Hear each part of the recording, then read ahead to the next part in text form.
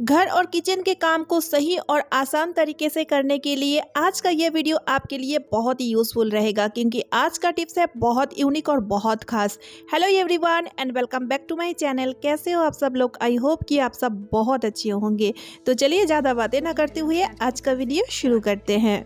आज का मेरा पहला टिप है देसी घी को लेके। जब भी हम मार्केट से किसी भी ब्रांड का घी लेके आते हैं तो हम कैसे पता करें कि ये घी असली है कि नकली है, क्योंकि आजकल ज़्यादातर चीज़ों में मिलावटी रहता है ना।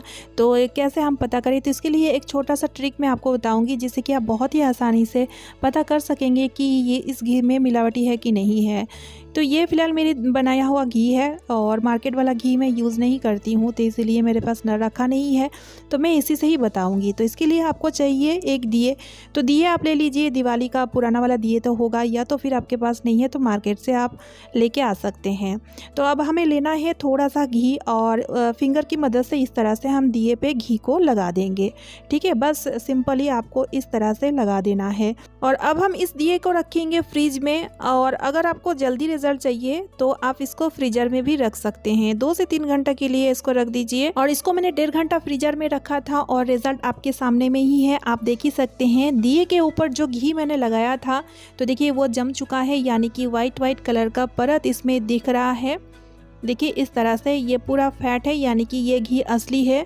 अगर ये मिलावटी घी रहता, यानी कि नकली घी अगर होता, तो इसमें ना ये वाइट कलर का जो परत दिख रहा है ना, वो कुछ भी नहीं दिखता, क्योंकि नकली घी में तेल या तो फिर रिफाइंड मिला हुआ रहता है, तो जिस वजह से दिए उसको सोक कर लेता है, यानी कि एब्जॉर्ब कर लेता है, जिस वजह से आपको ये वाइट कलर का परत नहीं दिखेगा।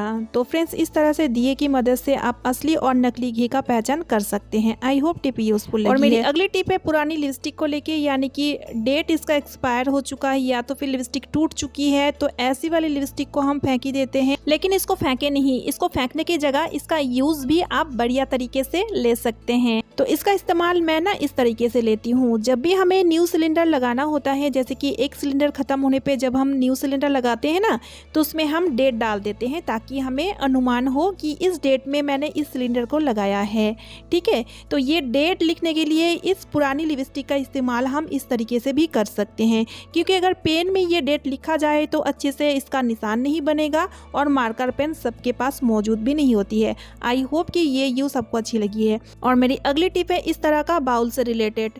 तो इस तरह का बाउल में जब हम खाना सर्व करते हैं और अगर स्पून छोटा पड़ जाए बाउल के हिसाब से, तो स्पून जब हम डालते हैं तो इस तरह से स्पून देखिए फिसल के खाने में बार बार गिरने लगता है, जो बहुत ही ख़राब लगता है।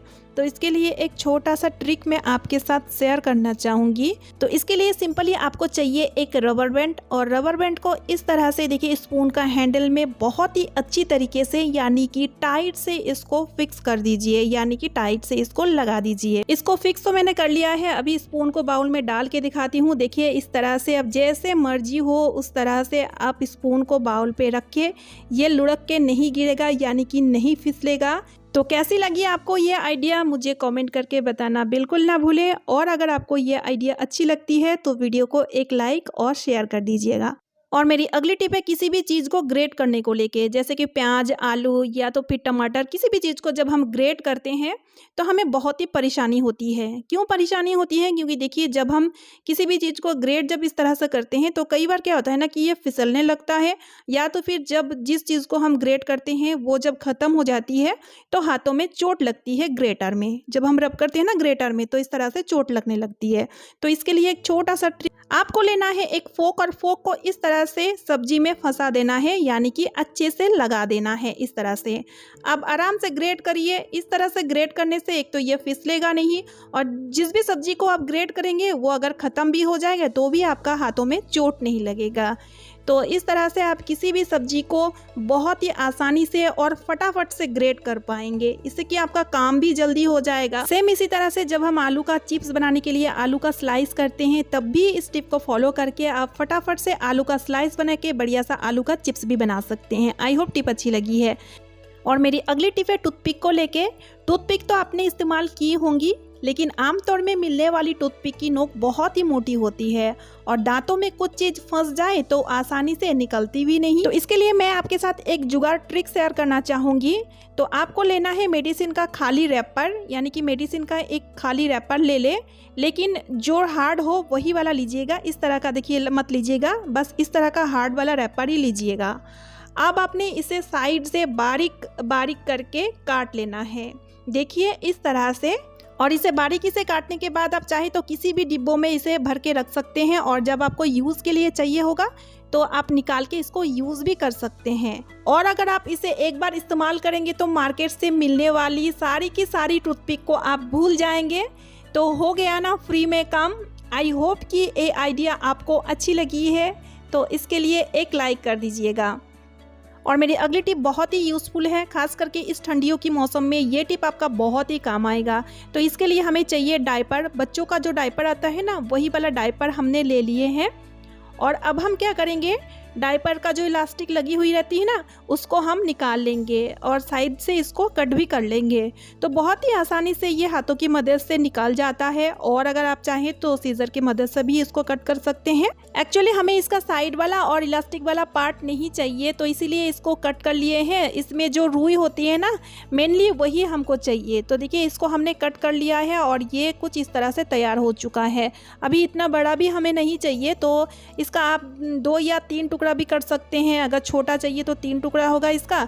तो इसी में से एक छोटा सा टुकड़ा हमने कट कर लिए हैं और अब हम इसको साइड करके रखेंगे, यानी कि फिलहाल अभी इसको हम साइड करके रखते हैं और दूसरा साइड में हम बना लेंगे इसका सॉल्यूशन।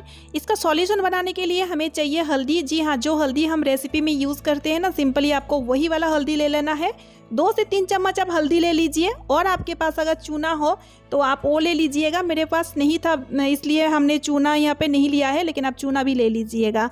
और बस पानी डाल के, यानी कि पानी ऐड करके इसका एक लेप बना लीजिए। और इसका कंसिस्टेंसी पतला नहीं होना चाहिए, यानी कि ज़्यादा पानी मत डाल दीजिएगा।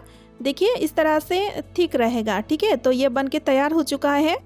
और अब हमने डायपर का जो टुकड़ा लिया था ना, उसको गर्म तवे पे देखिए इस तरह से हल्के हाथों से चारों ओर घुमाते हुए इसको हल्का सा गरम कर लेना है। और जिस साइड में रुई है सिर्फ उसी साइड को इस तरह से गरम करना है। देखिए दूसरे साइड, यानी कि ऊपर साइड में रबर प्रिंट है, तो गलती से भी रबर प्रिंट को गरम ना करें, नहीं तो चिपकने लगेगा। इस बात का ध्यान रखिएगा।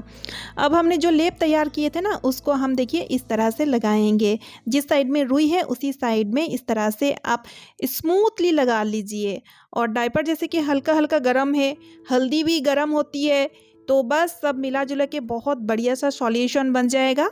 अब इसको इस्तेमाल हम कहाँ करेंगे, चलिए दिखाती हूँ। देखिए फ्रेंड्स, जब हम लोगों का हाथ पैर टूट जाता है या तो फिर फ्रैक्चर हो जाता है, तो इलाज करने की वजह से फिर कुछ ही दिनों में वो ठीक भी होने लगता है, मतलब ठीक हो जाता है पूरी तरीके से। बट जैसे ही ठंडियों के मौसम आता है, यानी कि ठंडियों के मौसम में टूटी हुई जगह में फिर से पेन होना शुरू हो जाता है, ठीक है। तो बहुत तकलीफ होता है, जिनका हुआ है उनको ही पता होगा। तो ये सॉल्यूशन, ये जो रेमेडी है ना, आपका बहुत ही काम आएगा इस ठंडियों के मौसम में। बस टूटी हुई जगह में इस तरह से आप डायपर को लगा के रखिए और इसको ना कपड़े से बांध लीजिएगा ताकि ये हिले डुले ना। तो अच्छे से बांध के इसका नॉट लगा लीजिएगा। बिलीव मी फ्रेंड्स, आपको बहुत आराम मिलेगा क्योंकि हल्दी गर्म है, ऊपर से डायपर को भी मैंने हल्के से गर्म कर लिया था। तो इस वजह से हड्डी में गर्माहट पहुंचेगा, तो जिस वजह से पेन भी नहीं होगा और आपको बहुत आराम मिलेगा।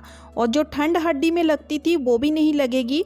तो कैसी लगी ये आइडिया मुझे ज़रूर बताना। तो इस ठंडियों में ज़रूर इस रेमेडी को आप फॉलो कीजिए अगर आपके साथ इस तरह का प्रॉब्लम है तो बस इसको लगा के आप 1 घंटा 2 घंटा रख सकते हैं और दिन में 2-3 बार आप कर सकते हैं इस तरह से।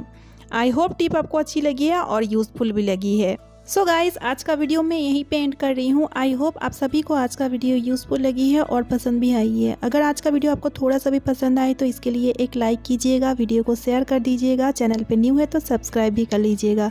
तो चलिए फ्रेंड्स, मिलती हूँ नेक्स्ट वीडियो में। Bye friends and thanks for watching.